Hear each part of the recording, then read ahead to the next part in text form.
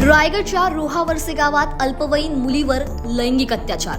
सदर मुलगी सायकल चालवत असतानाची घटना। आरोपीवर रोहा पोलीस स्टेशनमध्ये पॉस्को अंतर्गत गुन्हा दाखल। मुख्य आरोपी तेजस गणेश पडवळ वय 30, त्याला सहकार्य करणारे 2 भाऊ अनुप गणेश पडवळ व दैनिक गणेश पडवळ, राहणारे वरसे तालुका रोहा जिल्हा रायगड। पीडित मुलीला लवकरात लवकर न्याय मिळावा यासाठी ग्रामस्थ आक्रमक। काही काळ पोलीस स्टेशनला तणावाचे वातावरण। आरोपीला लवकरात लवकर शिक्षा मिळून फाशी व्हावी यासाठी महिलांनी घोषणा देत केली मागणी। गुन्हा दाखल झाला असताच आरोपी विरुद्ध आणखी काही मुलींना अशाच प्रकारे मेसेज पाठवून संपर्क करत असल्याचे तक्रारी समोर। वरील केस लवकर फास्ट ट्रॅकवर कशी घेता येईल व आरोपीला कशा पद्धतीने शिक्षा होईल याकडे आम्ही प्रामाणिक प्रयत्न करू, वरसे ग्रामस्थांना आश्वासित।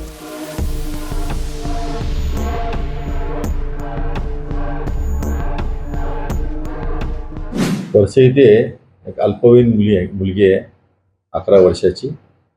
घरासमोर रोडवर सायकल चालत असताना त्यांच्याच गावातील एक व्यक्ती आहे 30 वर्ष वयाचा, त्याने तिला घरामध्ये बोलावून घेऊन तिच्याशी मोलेस्टेशन केलं। नंतर तिच्याशी शारीरिक संबंध ठेवलेले आहेत। त्या संदर्भात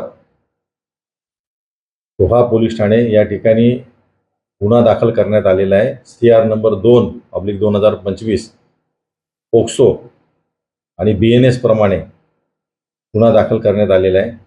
आरोपी जे आहेत त्यामधले मुख्य आरोपी जो आहे त्याला ताब्यात घेण्यात आलेले आहे। त्याच्याबरोबर त्याचे 2 भाऊ आहेत, त्यांना देखील ताब्यात घेण्यात आलेले आहे। सदर गुन्ह्याचा तपास सुरू आहे। त्या आरोपीच्या विरुद्ध ज्यावेळेस गुन्हा दाखल झाल्यानंतर या आरोपींनी गावातील काही मुलींना देखील अशाच पद्धतीने मेसेज करून त्यांना संपर्क साधण्याचा प्रयत्न केला होता। त्या देखील आमच्याकडे तक्रारी आलेल्या आहेत।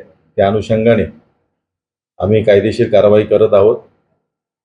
योग्य तो तपास करून आरोपीविरुद्ध सबळ पुरावा गोळा करून माननीय न्यायालयामध्ये दोषारोपपत्र सादर करणार आहोत आणि ही केस लवकरात लवकर कशी फास्ट ट्रॅकवरती येईल आणि यामध्ये आरोपींना कशा पद्धतीने सजा होईल यासाठी आम्ही प्रामाणिक प्रयत्न करणार। आरोपी तेजस गणेश पडवळ म्हणून आहे, वय 30 वर्ष। त्याचा भाऊ आहे अनुप गणेश पडवळ आणि दैनिक गणेश पडवळ। या तिघांनाही आम्ही अटक केलेली आहे। आता पुढील तपास करीत आहोत।